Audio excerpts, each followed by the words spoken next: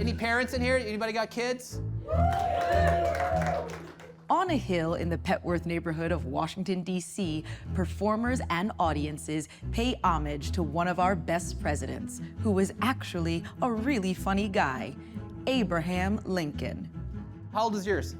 Mine? Yeah. Still 19. He's 19. Still 19. That is a disturbing, weird way of putting it. Still 19. It's like he got held back from being 20. This may look like an ordinary night of stand-up comedy. That was a bizarre answer. But what makes it different is the venue. I'm gonna keep talking to you. The venue is the parlor of a 34-room house that Lincoln and his family lived in for a quarter of his presidency. My name is Callie Hawkins, and I'm the CEO and Executive Director here at President Lincoln's Cottage. We've been doing this since 2016 at a really divisive moment in our nation's history. And when we look back on how far we've come, we're so proud of this program. We all grow up learning so much about the mythological Lincoln. Lincoln loved a body joke, he loved a dad joke, he loved everything in between, and it really helps us understand him better when we understand that part of him. Lincoln was so well known for his humor that printers published Lincoln joke books during his presidency. It was very mission relevant for us to explore something that talked about Lincoln's humor, but we didn't think that a program on historical humor would be funny at all. At President Lincoln's Cottage, we do not censor artists, so we make no promises about what you're gonna hear tonight. This program would not be what it is without the partnership of the DC Improv, specifically Chris White. So Chris, please come on up. Thank you very much, Callie. Guys, let's give it up for Callie. Come on! Lincoln used this place for a lot of different things, but one of them was to relax. And I am a history dork, for lack of a better term, and I love the fact that we get to basically use this space the way Abraham Lincoln did, which is my way of saying you have to laugh. How did this relationship between DC Improv and the Lincoln Cottage begin? They called me up and said, we had a great idea. Why don't we come and do a comedy show here at Lincoln's Cottage? We had the connections to make this happen. I myself have a huge interest in presidential history, and so it was a great thrill for me personally. I feel like they were doing me a favor that I could come up here and be a part of this experience. The Lincoln-Douglas debates is where we got the title for our comedy series, which is Two Faces Comedy. Famously, Lincoln's political opponent, Stephen Douglas, called him two-faced. Lincoln said, I leave it to you, audience members. If I had two faces, do you think I'd be wearing this one? Each show has a theme that in some way ties to either Lincoln himself or the Lincoln family or the way that the cottage was used. Themes have explored everything from grief to immigration, veterans affairs. Sometimes they're just really silly, like the one comedy night where the only thing that brought people together was all the comics had beards. Tonight's theme is lawyers, and you guys might ask yourself, what does that mean? Well, because the theme is lawyers, we theoretically should do a show that's about an hour, but again, because the theme is lawyers, we're going to do 5 and bill you for the entire hour. That said, you guys ready to get some lawyers up here and have a good time? Let's get some applause going as we bring our first performer to the stage. Hi. Wow. It's so exciting to be here in Lincoln's Cottage. And it is true, Lincoln was very, very funny. I did some research, and as it turns out, he told a lot of fart jokes, which is really, yeah, it's totally surprising. I really would have thought he'd be more of a joke kind of a guy, but no. What drew me to do comedy, I had a milestone birthday, and I wanted to do something different, something that kind of pushed boundaries, that made me a little uncomfortable. Hey everyone, how you doing? So I thought, well, I'll take this stand-up comedy class. Having a 13-year-old son is really awesome if you hate having sex with your spouse. And I had so much fun. And my teacher said, this doesn't have to be the only time you do it. Hi, everyone. Thank you so much. There are open mics all over the DC area, and you can keep doing it if you want to keep doing it. I just don't get it. For me, it's just fun. How do you decide on which comics get the privilege of doing a show here in the parlor? There's tremendous diversity in the DC comedy scene, just like there is in the Washington, DC arts community. So when we're trying to figure out who to bring in for these shows, it really is that attempt to sort of give this opportunity to a lot of different people and let the audiences here enjoy the wide variety of talent that we have here in DC. Has anybody here ever had a retail job where, like, where'd you work? Nordstrom. Nordstrom, damn, sorry. Anybody else have a retail job? Are we all bougie? Are we all privileged? Oh my God. Comedy sounded so cool, but one, I'm a woman, and two, I'm a Black woman, and so when I'm watching stand-up growing up, there's like a handful of people that I have to look up to. So it was always something I dreamed of doing one day. And then the pandemic occurred. The number of cases. That's the number of positive tests. It just so happens I was trained at the CDC's public health law program. Since the history of Jon Snow, public health professionals didn't think how to address this kind of discrepancy. The audacity. I had information, so I made videos and I put it out there and I tried to be funny and entertaining. This new Call Me By Your Name song by Lil Nas X is unacceptable.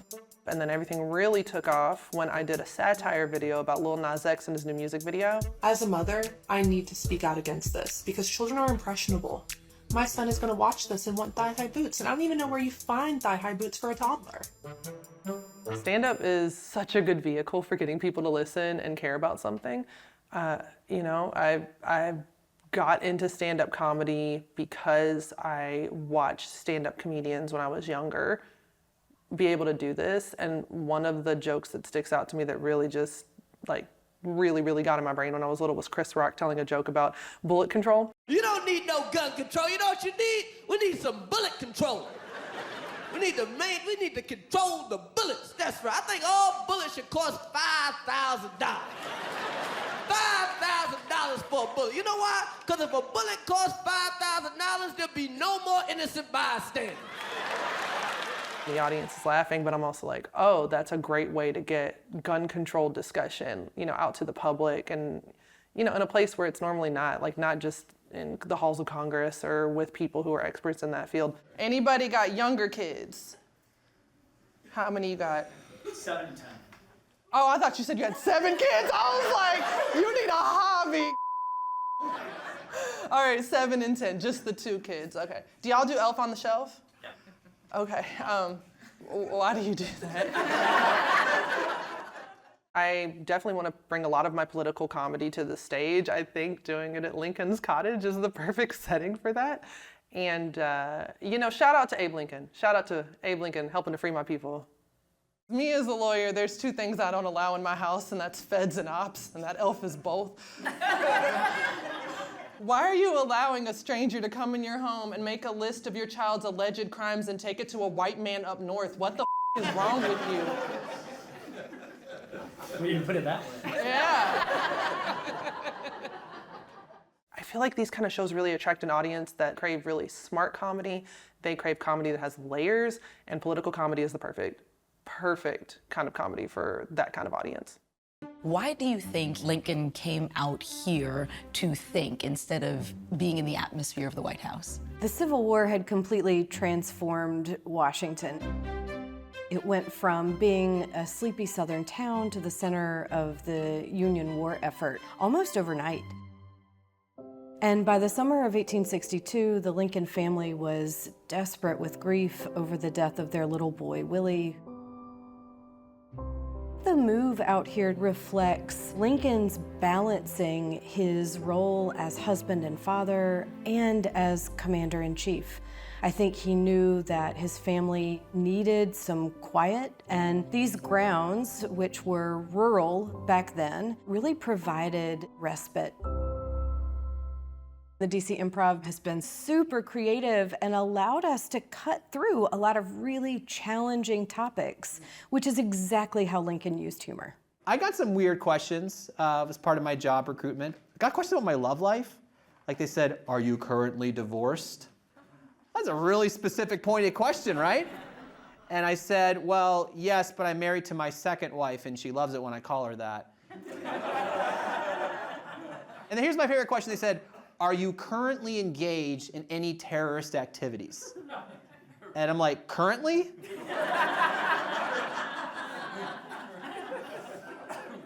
Sir, if you're engaged in terrorism, now's a good time to tell us.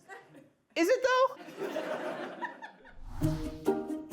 I grew up in a small town of North Dakota in the only Pakistani Muslim family.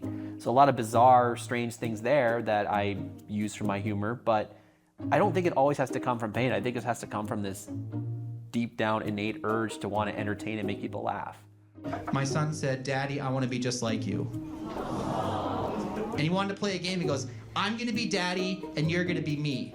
I go, okay. So he goes, I'm Daddy, I'm going to comedy show. Then he points to me and says, now cry! I've performed in London, Paris, and East Coast, West Coast, all over the place, and I love that. And then he goes, now I'm Daddy at comedy show. No one's laughing. When I get different kinds of crowds, I can lean in on certain things without having to give context, and that makes it so much more fun. It got me thinking, like, civil rights attorney terrorist, like, that's a really specific niche, you know? What would a civil rights attorney terrorist even do? It'd be like, hi, Mr. Bin Laden, sir. I'm your civil rights attorney terrorist. I noticed your Death to America video is not closed captioned for the deaf or hard of hearing. I see you're not paying your female terrorists as much as the male ones. I don't know if there's anything inherently funny about the law itself, but I do think that stand-up comedians and lawyers have a lot of parallels in what we do, because as lawyers, it's our job to distill something very complicated into something that's palatable and interesting and hopefully entertaining in some way, whether it's persuasive or whatever. And the same thing with being a comedian. Thank you guys so much for coming out and being part of this tonight. Good night. Thank you. How are you feeling? Anytime you can get together in a room full of people and just laugh about something that on its face isn't necessarily funny, lawyers, you know, not necessarily funny, but get together and laugh, it's contagious. It really is. I feel like the whole point of the show is, you know, there's so much great talent in the city and in the comedy world in general, and it's really great to see that variety, to see the mix of people who can, the ways people can make you laugh. It was a great show. The Two Faces comedy series is back this fall. Information about tickets and tours is at lincolncottage.org, with more stand-up and comedy classes at dcimprov.com. And don't forget to follow our comics, Elizabeth Booker Houston, Bother Tureen, and Pam Arlick. Hi, I'm Felicia Curry, host of WETA Arts. To get more ideas on what to see and do in the DC arts community, be sure to subscribe to our channel. Thank you for your support.